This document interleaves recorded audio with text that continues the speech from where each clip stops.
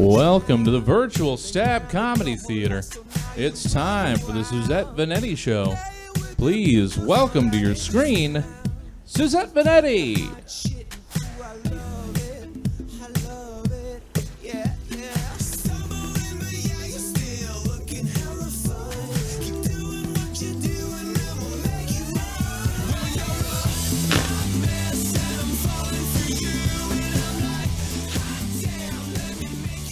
Hi everybody, welcome to the Suzette Veneti Show. It's September 6th, we're still in a pandemic, and it's guess what, it's 5:03. When you're good at something, you're good at something, guys. Oh my god, we're good at being here at 5:03. That's Jesse and me, we'll do it for you anytime at 5:03. Speaking of Jesse, congrats, Jesse, on being a hometown pandemic hero. Oh, well, thanks. And you guys can check that out in the Sacramento News and Review.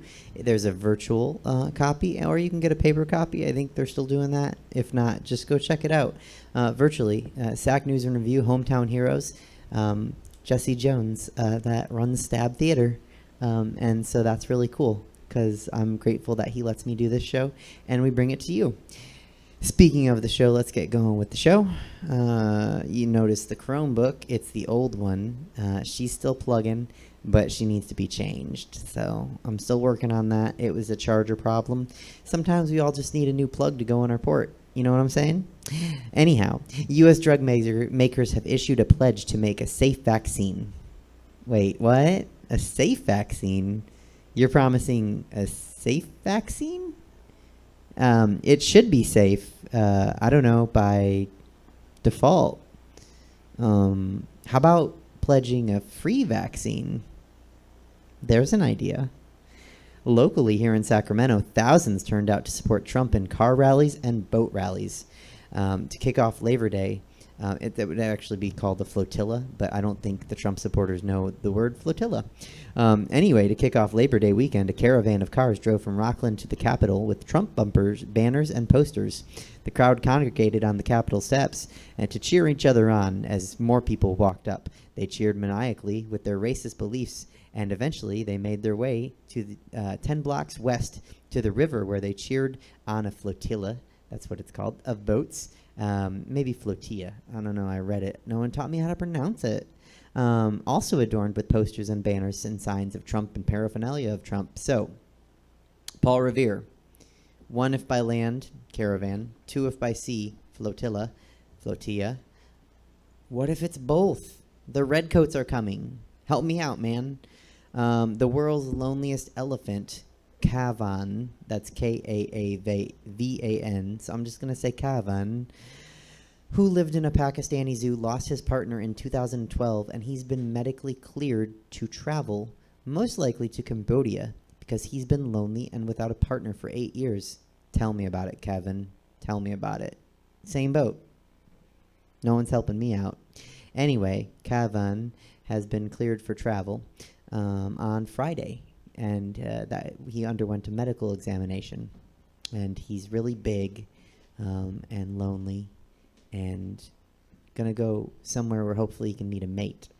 And honestly, if I hadn't said elephant, Caravan could have been an incel that I was talking about. But really, this is hopeful for Caravan, who has languished in the zoo for more than 35 years and has exhibited signs of being overly bored. Same boat. Need someone to love me. Send me somewhere where I'll get love. Everyone has covered or spoofed WAP, now including Gilbert Gottfried, which I'm not going to make a joke. I'm just going to let you decide. Do you want to hear Gilbert Gottfried sing WAP? You make that choice, because you have to live with it. Either way.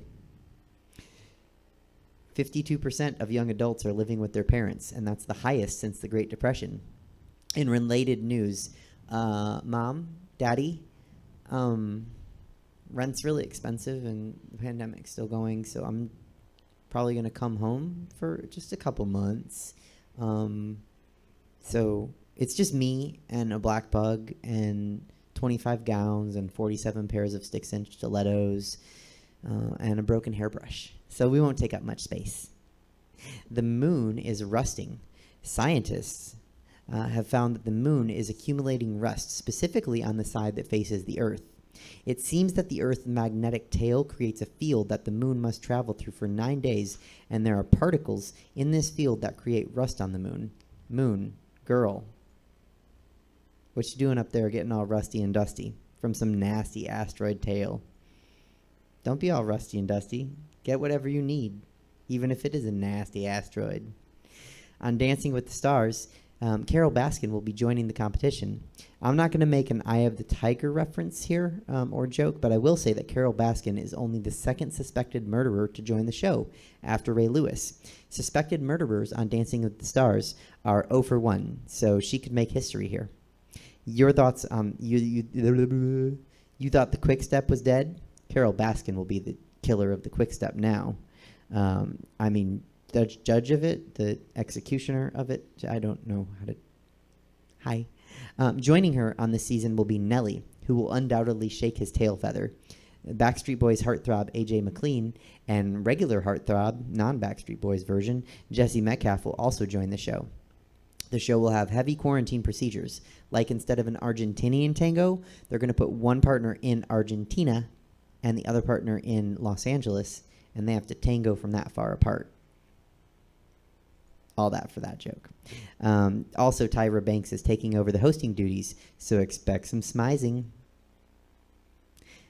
Kanye West spent $6 million on his presidential bid, or, in his terms, 4 pairs of Yeezys. Boats participating in a boat parade in Texas, similar to the one in Sacramento, a flotilla. Boats in Texas that were participating in a flotilla sunk. Multiple boats. This was a Trump-supporting flotilla. Multiple boats in Lake Travis, which is northwest of Austin, made distress calls for sinking. Here's hoping that's a metaphor. Cardi B wishes that she could perform WAP for larger crowds at festivals. The rapper said that she misses performing for large crowds and can't wait to get back to it. Officials at SeaWorld have been consulted about a splash zone for when this happens. It's a lot of WAP. Anyhow, we're going to go right to a contributor here. One of my favorite people. I always say it, but it's always true. I am so glad that he does this show, and I'm very lucky. And you guys are too, because you get to see him every week. So please send some virtual coin. His information is going to be below. And check out his online show on YouTube, which is a longer version of this segment. It's called In the Meantime. Bees and Booze, give it up for me and Dave. Hello. Hey, how are you? I've been better. In case you can't tell from the dark circles under my eyes, I haven't been to sleep that much in the last 24 hours because I wouldn't say it was a mistake. I went to a midnight AA meeting, and we have one of the few in-person places where we have recovery meetings. I'm pretty open about my recovery, people, so my name's Dave. I'm a grateful recovering alcoholic and addict and yada yada. And as sometimes happens in recovery, especially at midnight meetings, we hang out and we bullshit afterwards. Even had a guy who was he's been relapsing chronically, and we were hanging out with him for about an hour or so, trying to talk sense to him. And I drank a lot of coffee. Got home a little after 4 a.m. and then realized I'm not going to sleep. And you try whatever. I rarely do this, but I took a Benadryl because sometimes that makes me drowsy. I think I might have nodded off here or there or whatever. So I'm in that loopy space of it's the closest I feel like I've, after like being in a bender for a while. So I'm just saying, if I look a little haggard, also it's 100 fucking degrees today, or more, depending on where you're at. You're in I know you're probably in 110 out there. Speaking of which, since, this is a Sacramento, based operation. The most recent In the Meantime with Me and Dave episode is with Sacramento resident or Carmichael resident Gail Jones, which is it's a wonderful episode. Been getting a lot of positive feedback on it. So if you haven't checked it out, you need an excuse to check out my YouTube show. check out the most recent one. It's a nice hour-long conversation with Gail Jones, primarily to have like a time capsule piece with somebody who I've always found very interesting. And plus she lives in an assisted living facility, and obviously with COVID times isn't able to get out and do comedy. And I just crossed paths with her at an open mic that she was hanging out at on Zoom. And I remember I think I might have only done one show with her, but she made quite an impression on me. And then we've stayed in touch online throughout the years. And it was just great to have a conversation with her and learn about her history and stuff. And as she puts it, all before she's dead. So yeah, because that's the other thing. There's been a few things that's been on my mind lately, and it's when you're in this kind of state of mind, this is a good show to talk about this, because this is something that's relative, I think, to a lot of the community that's on here, and it's a good place where not many people will see this. No offense there, Suzette, but we got kind of small viewership, so I might hear from Robert Bess about this or something else like that. But and this is kind of a serious subject, but it's something that's very relevant, and it's something that I've never experienced before. Comedy's brought me into a community of diversity more than I've ever been in before. More so, and I played in punk bands, and metal bands that kind of had a lot of diversity and whatever. It wasn't really that conscious, but it was there. Ran across, when one of my best friends growing up in high school, he came out as gay in our town of Newark, at our high school, where he was one of the few people that came out. Like, there were people that we knew were probably gay, but they didn't, they weren't like fully out. He was one of the first that was fully out, and and I was one of the first people he told early on, and I just remember the time and where we're at and all that, because we had the 90s was a fairly kind of overall homophobic kind of vibe amongst men. It was really tiresome, but so as far as like growing up and all the kind of diversity has always been something that's never really been that conscious to me, because it's always just been kind of like, yeah, it's there, but now with today's with a lot of today's youth and a lot of that, it's been a lot more of a conscious discussion. There's been a lot more talk, a lot more trying to undo old behavior, trying to learn new things, and you get a lot of pushback from it, but it opens up things in such a way where, yeah, it's important for us to learn about each other and communicate. And so one of the worlds that I've crossed paths with, thanks to comedy, has been the world of trans people, and I've never understood really too much of a lot of the issues and surrounding debates around gender. I see people throwing these new words and new things at me, and I gotta like Google them. That's basically it. And then learning what cis means and just a bunch of new shit. I'm 43, and I just, all it does is make me feel old. I'm not somebody that likes to learn new slang. I don't like learning. I don't like doing anything new. I was an old man since birth. But one of my closest friends recently came out to me as trans, and it was I have to say it was probably one of the bravest things that I've experienced, next to my friend coming out to me when I was I think like roughly 16. And what's funny to me is it happened. They both told me in the same neighborhood when we were walking. So, the first time my friend comes out to me, okay, we're walking in this neighborhood to a house that a friend of ours lived that's literally around the corner from where I live now. And then me and my friend were walking around this neighborhood having this discussion. And I have to say, the person's not fully out about it now. So I try to maintain anonymity, but I will say that it was very powerful, and it made me really think a lot about what they've been going through, what she's been going through for the last, I don't know. And it also kind of made, I have to say, like, based on some changes that I'm noticing, but I didn't think were anything of that nature. It all made sense, and it even goes back to like certain things that I've seen from a while ago. And I just understood. I believe I'm the first cis male, cis heterosexual male, just male in general, that she's come out to about this, and yeah, it's just one of those things that I don't know. I'm sure it'll change somewhat of the dynamic of our friendship, but not. Like I told her, I said I'm still your best friend, and I'm here because I know it's going to be. I mean, I can't imagine.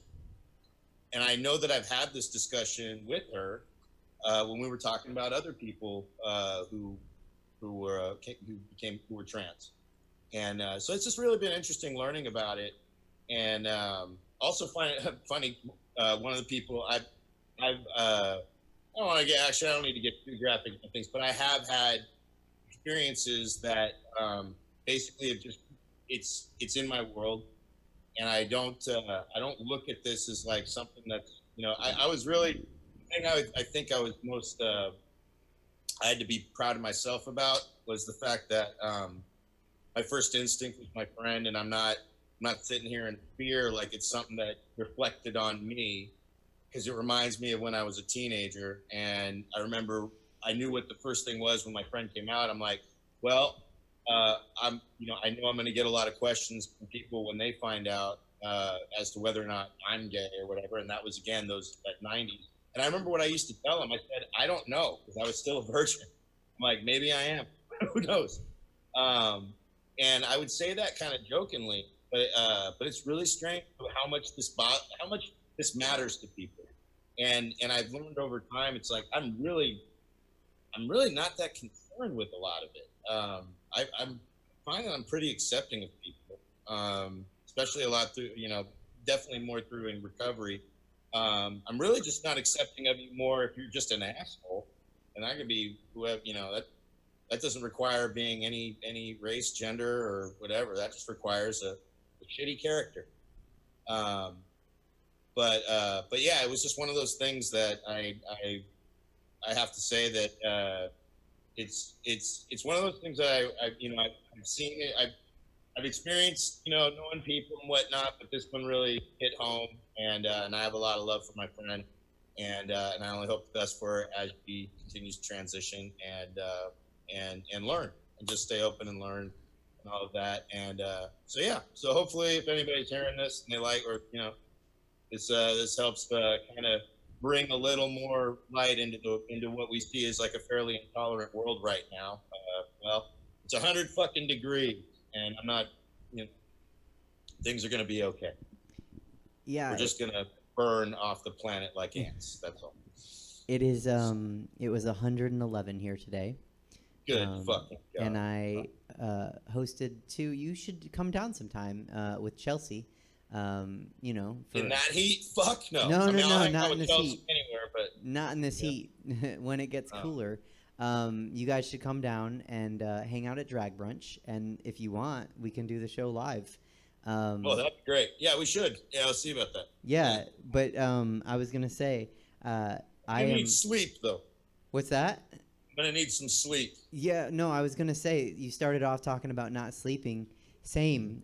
When I host brunch, because I sleep like Sleeping Beauty, I don't wake up until it's been 45 years and I've been kissed. So I don't go to bed before brunch. I stay up 24 hours. So I've been up right now for 29 hours. So you're there. You're kind I'm with of there. you. Yeah. You get delirious around 32. You start to see things like you're on drugs. No, I haven't reached a point of that before. And the most I've really stayed up, I think, was like 48 hours. And I just get, if anything, I get really, oddly enough, I get loopy and I get goofy. Like I did a set at Punchline one time when I hadn't slept, and I was being really goofy with other comics, and I start doing what I used to do when I would get high. It's almost like getting high. Yeah. I would start saying what I would be a little too honest, and not have the presence of mind to like have a little more of a filter. And I had a fun set while I was there. I don't know, it wasn't exactly a crisp set, but I was being very aloof and whatnot, and I was playing it off for the audience enough to get laughs and not bomb. So that's really the main goal there. Yeah, I mean, I've had my best sets actually at Punchline, sleep deprived. So same. There's something to that. Yeah, but definitely wait until it's not 111 degrees, because I will tell you, hosting a drag brunch is a joy and a delight. In 111 degrees, it's a challenge. Can only imagine. But yeah, it's fun, and I think it'd be fun to have you guys in. So we'll have to totally figure that totally out. Now. Yeah. And I think thank you for telling that story. And you know, thanks, not a problem. Congrats to your friends, because we have a mighty little audience, and I think this is a great place to, all you can do in life is be who you are, and I know that you are, and I try to be who I am, kind of. But your friend is just being who they are, and I think that's beautiful. What I love is that she. I said, it's gonna be. I said, just be patient with me with the pronouns, because I've known them for a long time, but I'm practice makes perfect. So. Yeah, so she's a she now. As far as I know, yeah. So I will say, and this is coming from experience with friends that have transitioned and with people that I know you want to and I want to. We want to do so well with the pronouns, but sometimes we need time because we're used to one.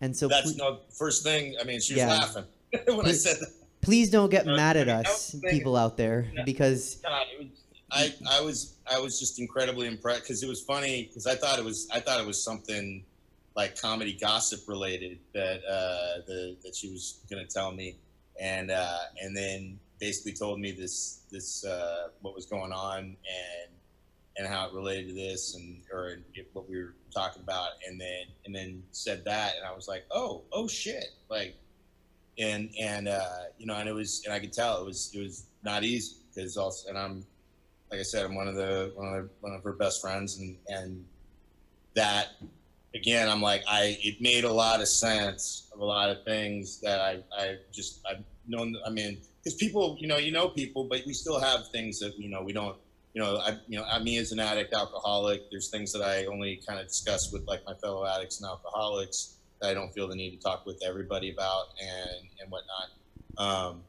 And so it was just, there was a lot that kind of like, this all makes sense. So I'm really glad that she could talk to you and that she could tell you. Exactly, and that means that's so why much that she has you. I don't take a lot of pride in a lot. I mean, not that I don't. I love being me and all that, but I don't necessarily always have a lot of pride in knowing that I'm being a good friend. But this was definitely one of those things where I'm grateful to be clean and sober, and somebody who's kind of been a level of service to my friends and my family, to where I'm somebody that like can be trusted and talked to about this. And so that really made me feel good. I would tell you if I had anything like that, definitely. I think I couldn't pick better people than, honestly, the people that do this show every week. It is a family, like Chelsea was saying a couple weeks ago.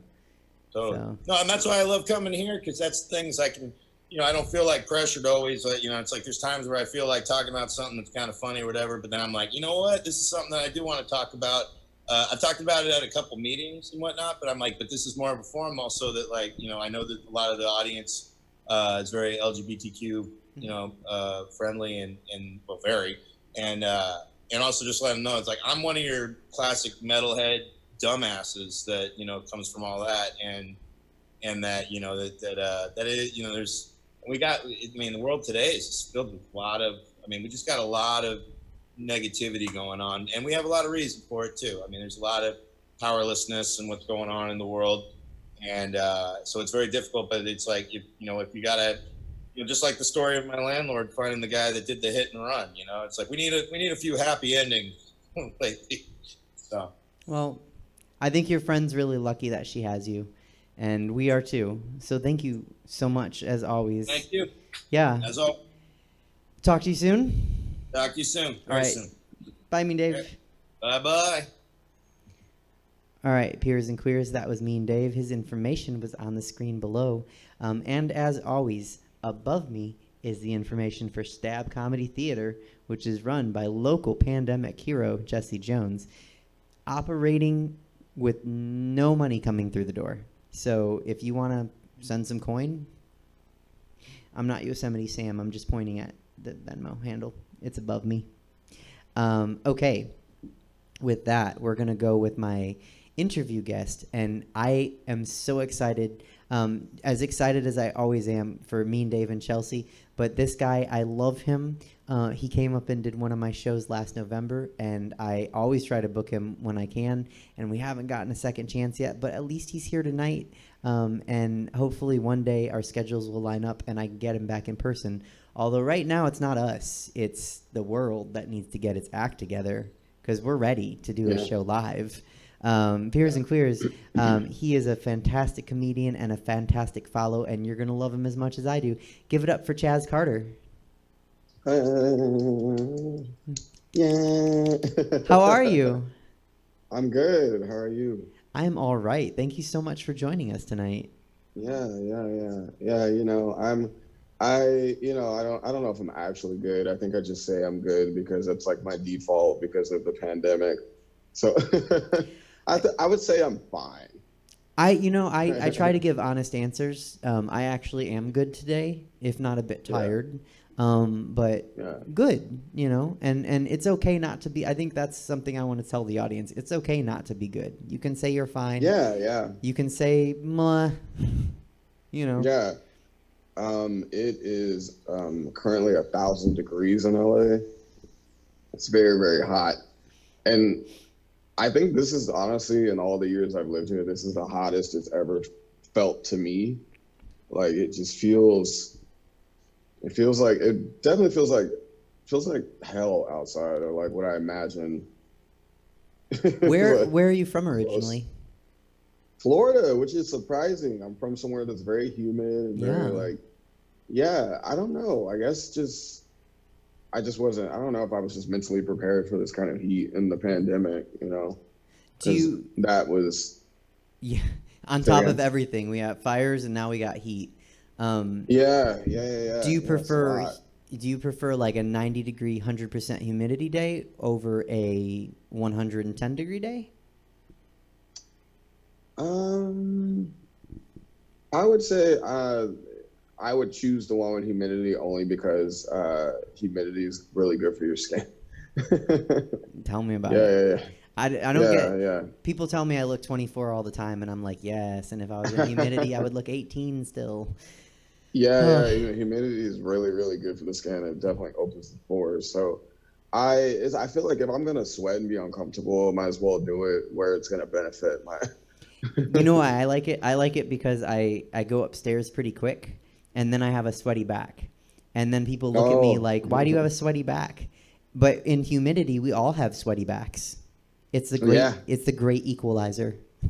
Yeah, I think that's what's so special about very humid weather is that it's very inclusive weather. Like everybody gets sweaty cracks. Like no one is off limits. The rich and the poor. Yeah, we're all showering 4 times that day. Yeah. I definitely don't miss that. Oh God. What home in Florida. What have you been up to during the pandemic? Mainly just working a small day job and writing, really, and doing a couple of like random Zoom shows from time to time, but that's pretty far in between. Just because like I've just been trying to like focus on getting through the year, so I feel like I'm not pressed to be on a form of stage at the moment. So I've just, I feel like maybe this is a good moment to apply my energy into something else that I'm good at, which is writing. Yeah. What do you think about the Zoom shows? Because this is the 22nd show that we've done. We started in mid-April, and at that point, all the comics were like, no, I'm not going to do it. But then we went so long that all the comics were like, all right, you know what? I'll take a Zoom show now. And then right. We actually have one club in Sacramento that's opened up outside. What? So it's something. Yeah, it's nice. Yeah, Zoom shows are hard because I like to have a connection with the audience. Yeah. I've done a handful of them already, and they just feel like they're fine, and they can be somewhat they can be fun, but they're just not. It's just not the same. So for me, it's weird. It's so different and such a like semi-startling adjustment because you have to like change the pacing and sometimes there's a delay, and so you have to kind of tell a joke in a way where you're not telling a joke. It's almost like you got to treat it. I feel like it's almost like you have to treat your jokes like you're telling a story versus telling a joke. If that makes sense. I feel like that has seemed to be the trick to the Zoom shows for me. Whoever's watching this, I just dropped a gem of fucking knowledge on you. You really did. No, I always wonder if we have any new comics or, sometimes they'll interview drag queens, and some of them just say the most gem-like things of knowledge, and you really just did too. And it's like, people could learn a lot from this show, including me. So thank you for dropping that knowledge. Yeah, I think we should always be in the mode of wanting to learn. That's how we grow. Absolutely. So when the world's real and you're doing comedy live, you've been hitting the festival circuit a little bit lately. I have. I was admittingly on quite a trajectory at the beginning of the year. It was crazy. I just had 3 months of just doing just kind of breaking new ground in the world of stand-up in a way. It was really cool. It was really fun, and I got to travel a lot more than I normally do, and it just happened so fast. It was the first month I went to Vegas, and then I went to Portland, and then I got to do a couple of firsts. I got headlined at a festival, and then I featured for someone, and it was like a blur of just new highs in the world of stand-up. So it was really great. Yeah. And those experiences set me up for a lot of future really big things. And then the pandemic. But you know what? I think people, it's not going to be like high school or even pro sports where you lose a year of I'd hate to be like a 34-year-old point guard and be damn, this is over. Yeah, wait, go ahead. I'm sorry. Oh no, I was thinking they'll come back to you because you're legitimately talented. Thank you. As soon as they, that. And I had Ty on the show, Ty Rivera. Yeah. And we talked about his festival, and that's the one you did in January in Vegas. Yes. And then I had, so fun. I don't know if you know my friend Sydney and my friend Chelsea, but they were in Big Pine. And correct me, you were also in the Big Pine Festival. I was. Well, I am. Yeah, right. You are when it happens. So yeah, I had I think 6 friends in that. I was so excited for you all. I was like, you know what? I'm not in it, but I might just come watch.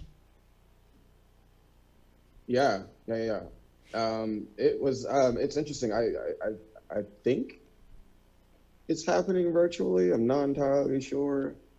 I think so. I don't know. But if it's not happening this year, it's definitely happening next year. So I will for sure be a part of Big Pine 2021. Yeah. And don't feel like you have to answer this because I don't want to put you on the spot. Do you have a favorite festival? Say it again. Do you have a favorite festival? Oh, I mean, I've I've enjoyed all of them for like different reasons, but I would have to say my one of my the most favorite ones I went to would have to definitely be the Northwest Comedy Festival in Portland. And wait, let me correct that. Northwest Black Comedy Festival in Portland.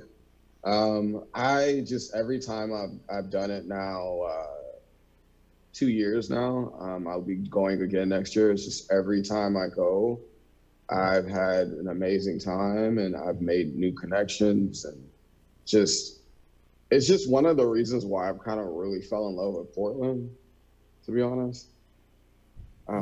Yeah, I didn't know what to expect the first year I went up there, and I just ended up having like such a memorable time that the second year was even more crazy. So it's like, yeah, that definitely has to be one of my most favorite comedy festivals that I've done. Very cool. What Yeah, shout out to Accordion and Tyrone Collins. Love those guys. They are the creators of that festival. Right on. People should look them up, because if you like the festival, it must be a good festival. Yeah, it was really fun. What makes a good video submission? Let's say we do have some newer comics wanting to submit to festivals. What makes a good video submission? Video submission. Well, I'm not. Well, for the record, I'm definitely not a booker, guys. But if I had to, based on just from what I know, I would say definitely one that is firing on all cylinders out the cannon. You know, I feel like you want a submission that is like immediately just getting to the nitty gritty of your jokes. You don't want to submit anything that's going to take too long to get to where it needs to be. You know what I'm saying? So always avoid, if you're submitting a short set, always avoid submitting a set that takes a while to get to the joke.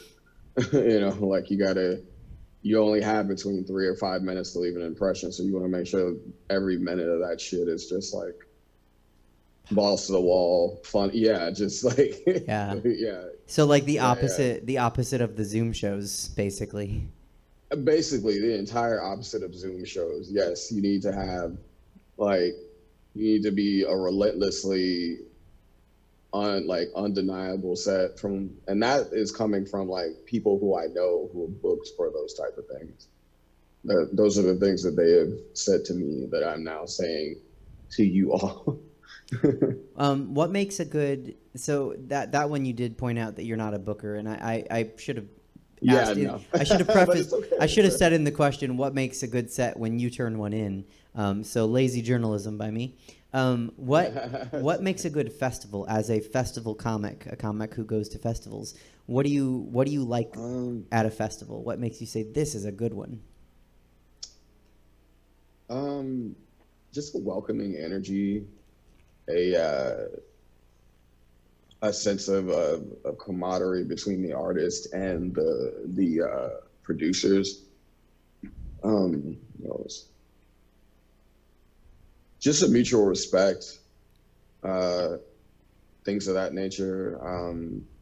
Usually festivals that help make sure that you are squared away with lodge and all of that stuff. Places like festivals like that tend to be like standouts for me, because those are festivals that are going out of their way to help ensure that your experience while doing this in wherever city you go to is memorable.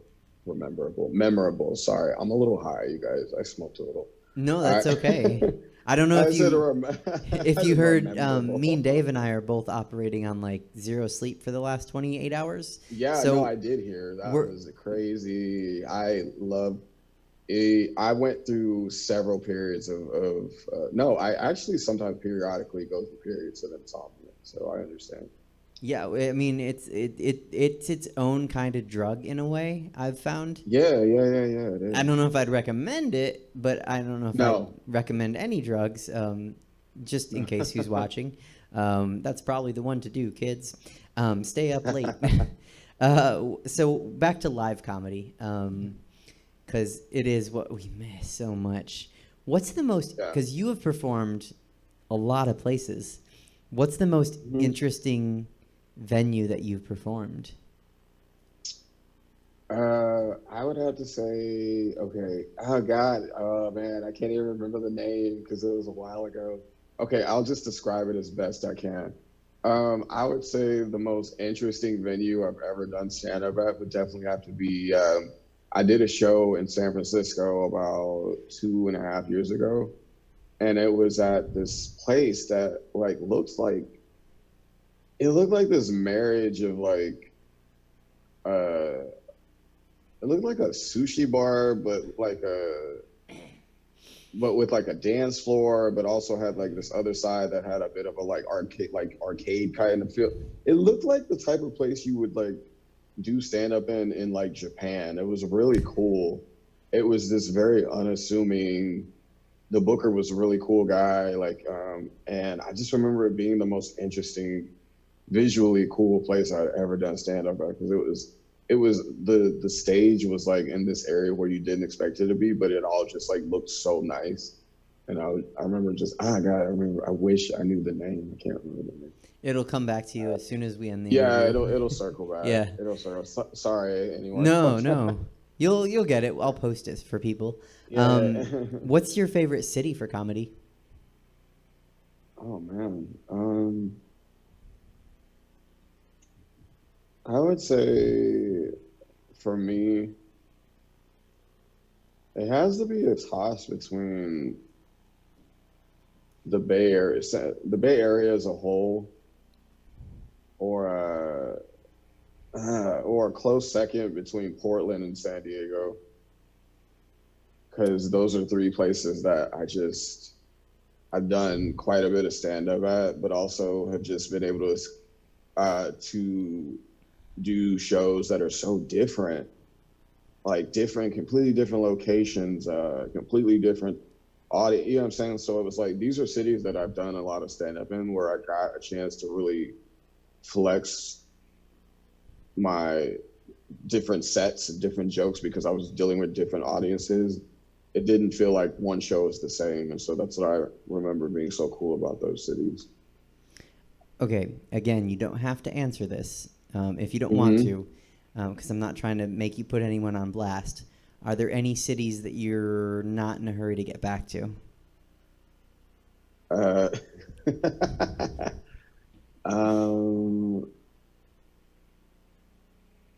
not really. I mean, because like the thing is, each city is different. I mean, if you had asked me this question maybe like a few months ago, I probably would have said Arizona, but that was only because I almost caught a felony in Arizona.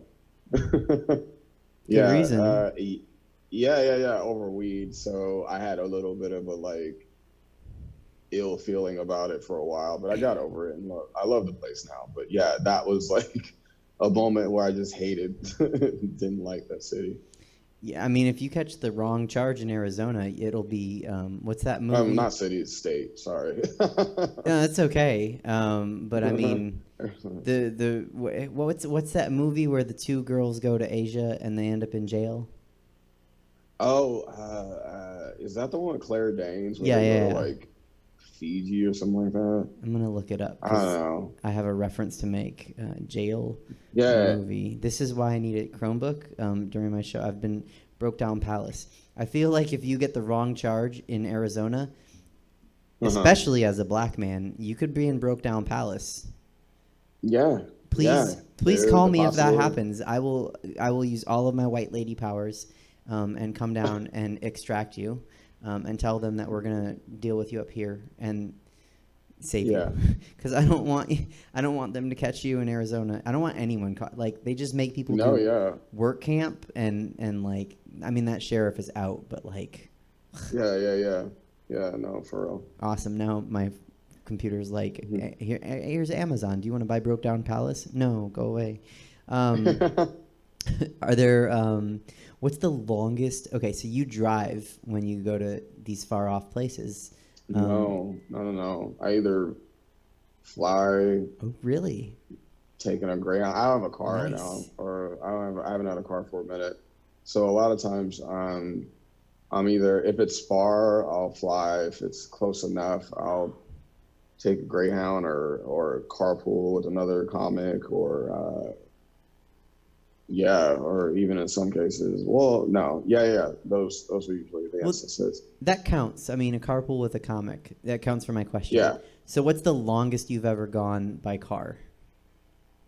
14 hours. Was that to Portland?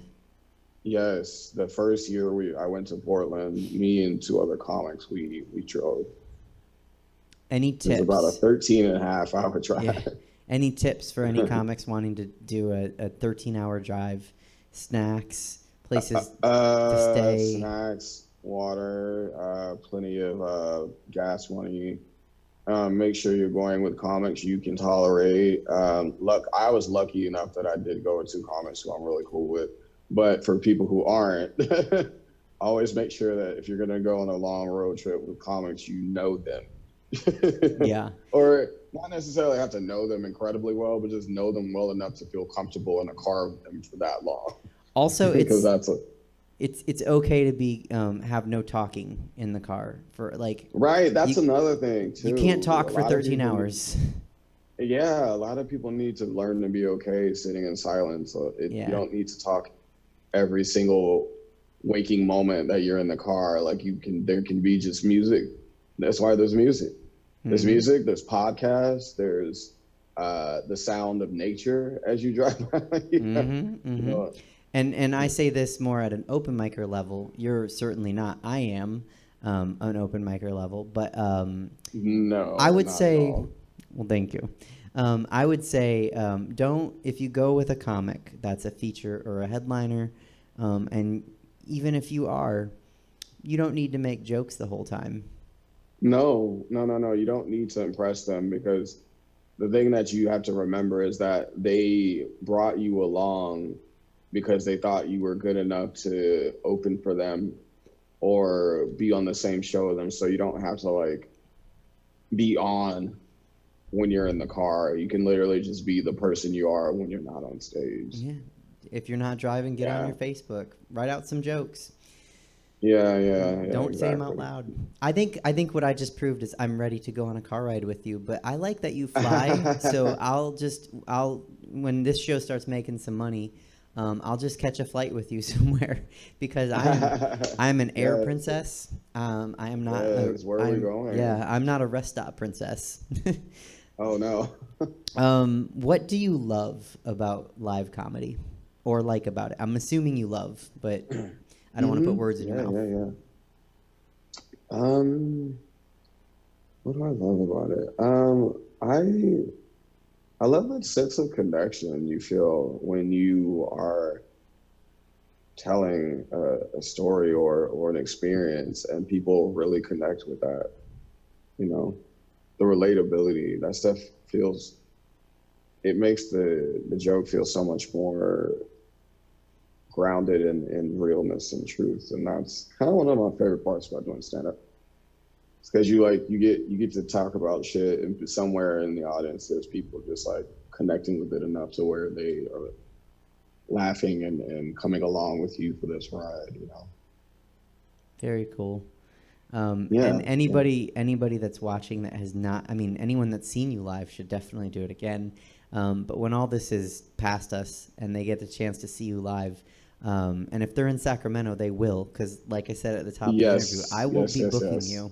But they would do themselves a favor. I had such a fun time. Thank you. Yeah, I had a really fun time up there. It was a lot of fun. You guys made sure I had a very good time. It was very hospitable. I loved it. That was my first time there, actually. Oh, really?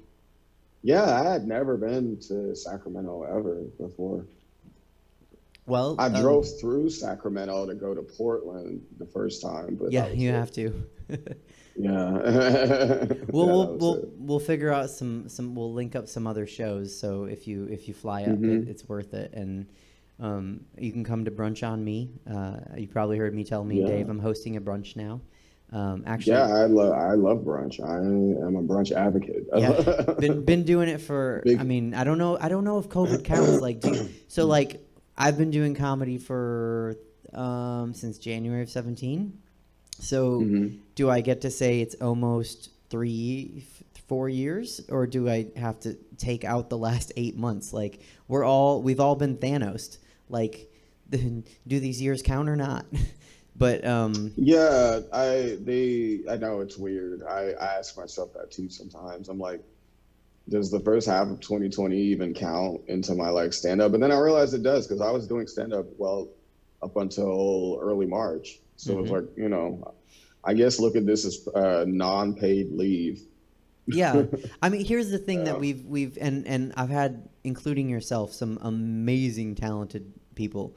Just, I mean, thank you. The people that have done this, I think other comics at my level, if they watch the show, which they really should, they're probably like, how the I guess we can say fuck. How the fuck is she getting these amazing people? It's like, I don't know. There's just so much you can do. You're limited by your writing, and we're going to talk about another thing behind you in a minute. But like, you're only limited by your imagination. You just because miking can't happen right now doesn't mean you're like there's nothing to do. You can still do things.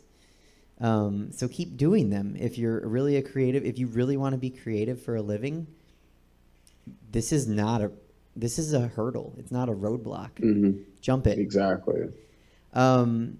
So let's see. So anyway, I formally will treat you to brunch because we've been doing it now for almost 2 years, and it's the most fantastic drag brunch you'll ever go to.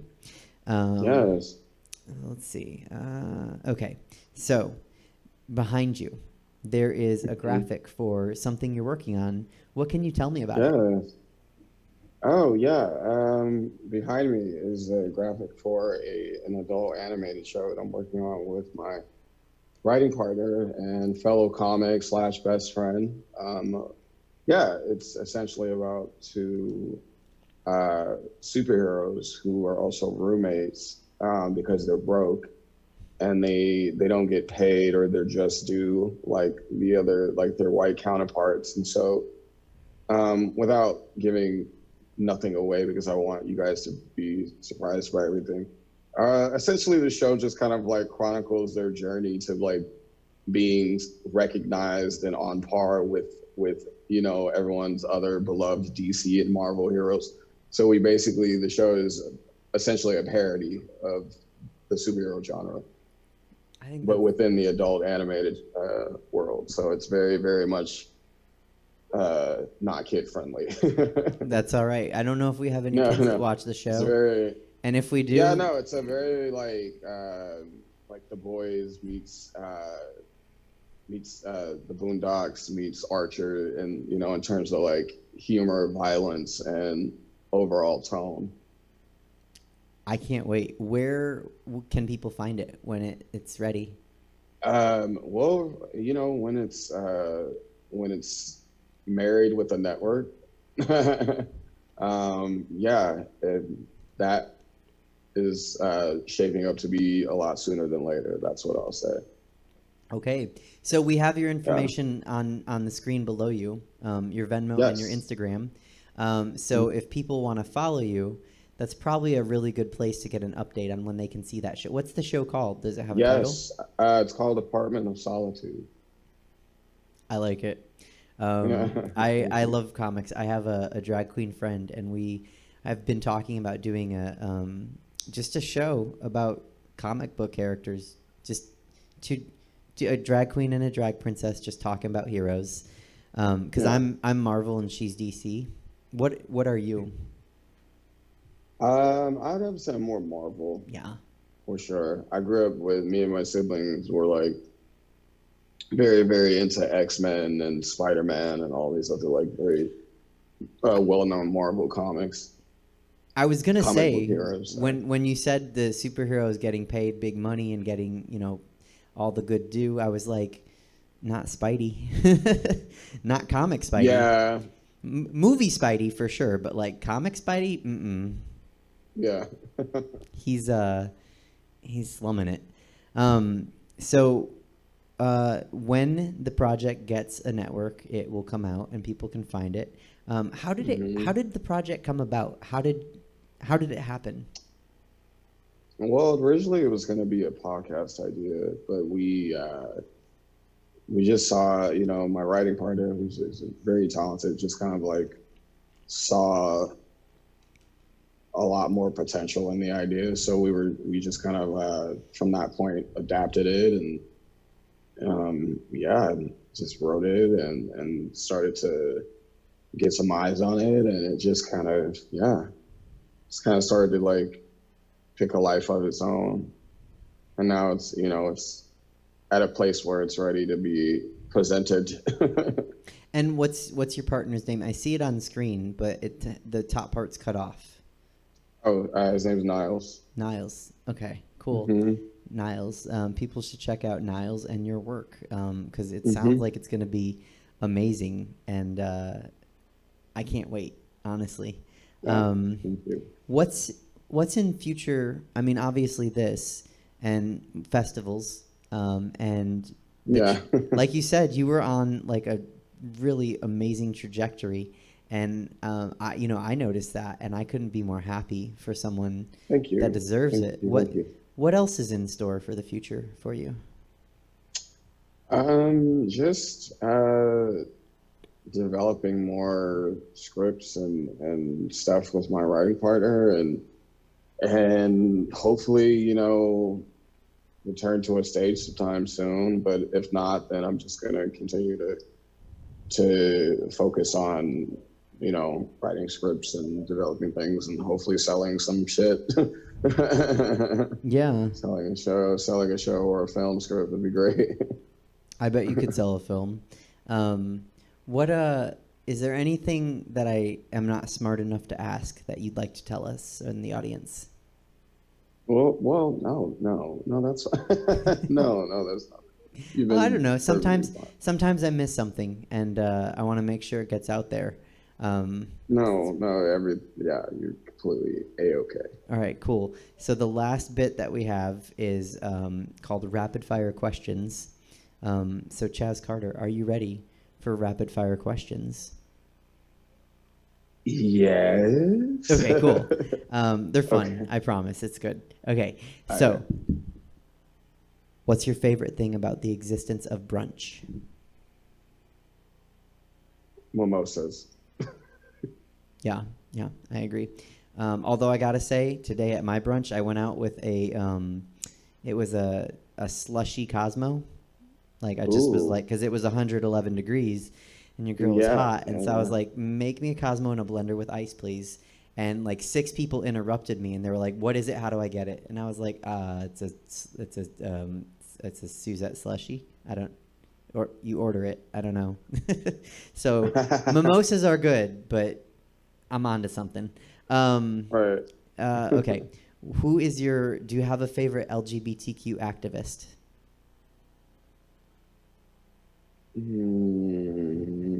Currently, at the moment, I would have to say Angelica Ross. She is an advocate for Black transgendered LGBTQ folk. And I love how fearless she is and how she's very, very, very big on standing up and making sure that all Black queer people get the help and the protection that they deserve. And that includes trans women. Absolutely. All right. From a very serious question to a whimsical one, what's your favorite item on the gay agenda? What's my favorite way? Item on the gay agenda. Item or album? I'm sorry. Item. Item on the gay agenda. Glitter. Say it again? Glitter. Everywhere. Everywhere. So gay. Which do you think COVID-19 has affected more? The gay dating scene or the straight dating scene? definitely the straight dating scene, because I don't feel like gay men or queer folk as a whole, I don't think we all give a fuck. I feel like some of us have still just been actively dating and hooking up. Yeah, I hear a lot of Grindr going off around me. Yeah, that's what I'm saying. I'm like, I don't know if it's affected us as much. Yeah, as I'm like, Grindr doesn't know there's a pandemic. Right. I feel like there's a lot of these hookup apps that are like, what pandemic? Speaking of the straight people, what's your favorite position to imagine them having sex in?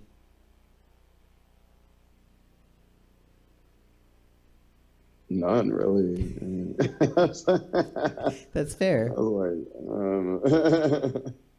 I can't say that Fair enough. If you were performing tonight live with an audience, what would your walk-up scene be? Your walk-up song. Walk-up song?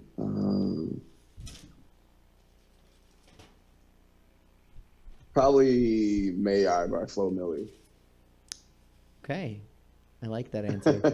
I love her. What is your favorite recurring show to perform in? Recurring show? Recurring show?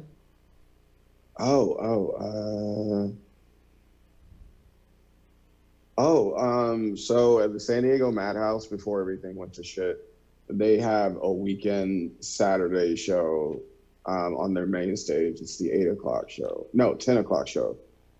That is a show I did numerous times, and that was probably, it's just one of the funniest shows or funnest shows I've ever done. What's it called? Because they always, it's just at the Madhouse. It's I can't think of the name of the damn show. Jesus. Oh no. It's COVID brain. Yeah. COVID brain. They have a show. It's every week. It's on the main room. It's at 10. They always bring out like a giant fucking crowd. Everyone's crazy. The energy is live. I have so much fun every time I go. I want to do it. What is your favorite venue to perform in?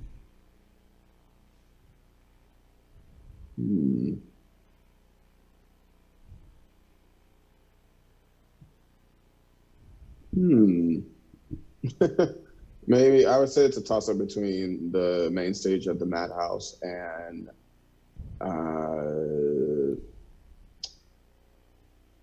also, well, I don't know, Sacramento. The Punchline on that stage was really fun. Right on. Yeah. That was a really awesome big stage too. What is the funniest thing an audience member has ever said to you after a show? I didn't know you were gay. Like, yeah. I guess you didn't have the sign above your head. Right. Who's your favorite comic? My favorite comic? I have a lot of favorite comics, but if I had to pick my favorite comic at the moment, would have to be Sam J is my favorite comic. She's a Black queer woman and incredible comedian. She just released a special on Netflix. It's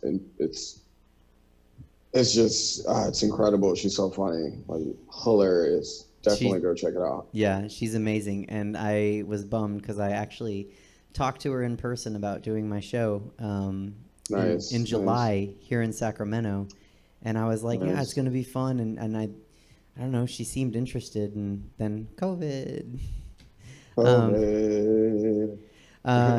Okay, so I asked earlier your favorite sex position to imagine straight people. Do you want to disclose what your favorite sex position is?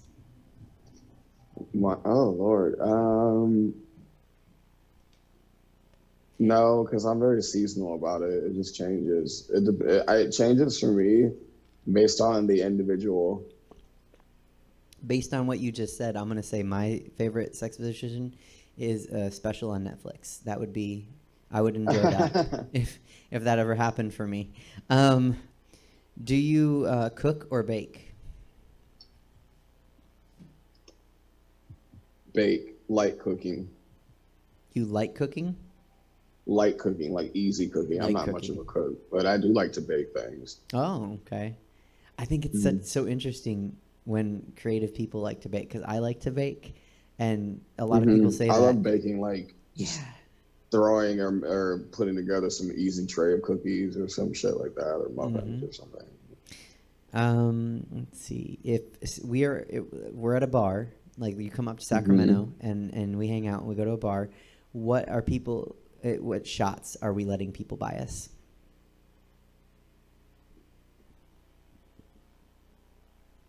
A lemon drop, a Jaeger shot, and a dark whiskey. I like the way you shoot. If we're letting people buy us drinks, what are they going to buy us? An old fashioned, or a whiskey ginger is always my go-to. I drink like a dad who's been divorced. Like I like this. Okay. But what kind of whiskey? That's the important part.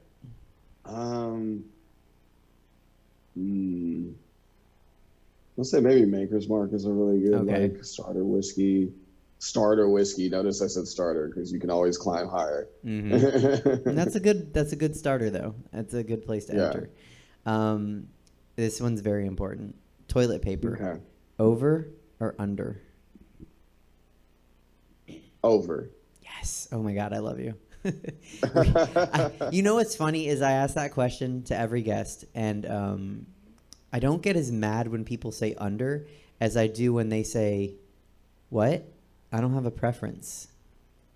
Ew, what? What? How do you not have a preference? Like, you just go either. For me, because under just sounds like it's like you just created. It's more difficult to take the toilet tissue off when it's like under. Yeah, but I mean, look, like I said, you can be an under, you can be an over. Just don't be a toilet paper verse, because I don't understand you. Like, what's wrong with you? I don't know how much of my audience got that. So a verse is when someone goes top or bottom. So let's see. Do you have a favorite drag queen? At the moment, I would have to say the most recent winner of RuPaul's Drag Race. I adore Jada Essence Hall. Oh my God. She's just stunning, and her looks online, because I follow her online as well, and her looks that she posts online are always just so impeccable. She is just, I want us to be friends. I think you could probably reach out and make friends at this point. Yes. I think you're there. Do you have a favorite drag king? I can't say that I know any immediately, to be completely honest. Okay, I'll make sure that we see some next time. Yes, we're up in Northern California. There's some great ones. Yeah. Let's see. Okay. Do you think I'm pretty? Yes, girl. Thank you. Okay, I just asked that one for fun for me. The last question is, if this was over, what are you, like the pandemic, not the interview, but once the pandemic is over, everything's lifted, we go to our new normal or our old normal or whatever the normal is, what are you most excited to do?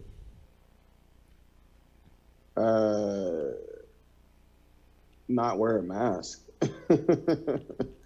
I'm tired of wearing these goddamn masks. I'm over it. I had my bandana for after, because I can perform my brunch. We're okay with the city as long as we say 6 to 8 people from the patrons. But then afterward, I have to put the bandana on, and I was like, oh, I don't want to ruin this beat. Don't make me ruin the beat. That's it, Chaz. That's all I got. Oh my God! Thank you. Thank you. So fun. I loved it. Yeah, I loved it. I loved all of it. These are some very cool, interesting questions. So thank you. No, thank you. I have a lot of fun, and thank you. I can't wait to do some more shows with you and hang out. Yes. And show you so Punchline's fun, and then this theater Stab is a blast, and we'll catch some good drag and some brunch. Hell yeah, fuck yeah! I'm already down. I'm there. End pandemic, end. Yeah, seriously. Other than that, people can follow you on the information below you. They can send some tips. be warned, we don't have the kind of audience that does, but we put it there in case they do. Because hopefully they do, because we're all out of work, kind of. So thanks again for coming on, and hopefully I'll talk to you soon. Thank you for having me. Thank you so much. Thank you. It was a pleasure. All right. Bye. Bye. All right, peers and queers, bees and booze. That was Chaz Carter, and you should follow him, just like everyone else. I'm not bringing anyone on that you shouldn't, because they're all amazing, and he is certainly amazing for so many reasons. So check him out, look him up, follow him, and support, because you will be glad that you listened to me on this one. And unless you already know him, and then what am I? I'm not telling you anything you don't know. Anyhow, let's go with our usual last contributor of the show, comic, producer, actor. I don't know what he's doing anymore. I haven't seen him do anything in the pandemic except this show, and he doesn't even do that much for this show.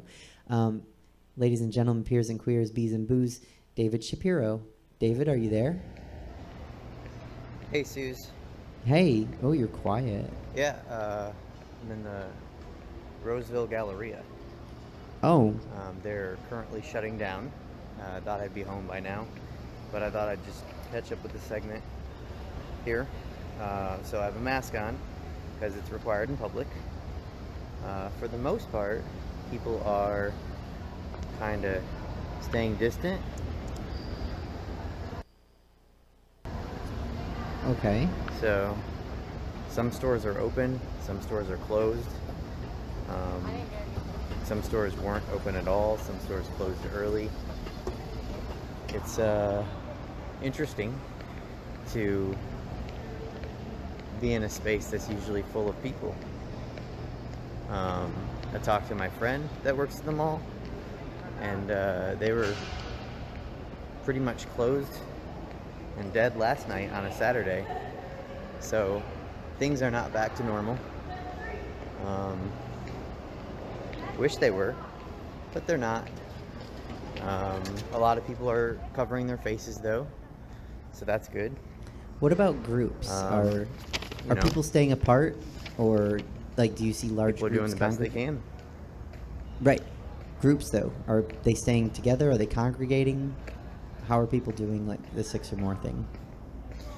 Yeah, I mean, for the most part, people, it seems like, are staying spread out.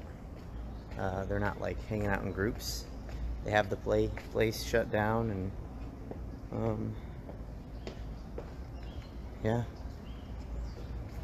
Okay. Like I said, there's a lot that just is shut down right now. A lot of places shut early. Now, I'm looking at where you are, and I see, because I love Forever 21, I know exactly where you are. You're by the children's play place. Are they allowing the children no, to... the play place is completely roped off. Here, let me get a shot. Oh, wow, that's sad looking. Like, they don't want anybody on that.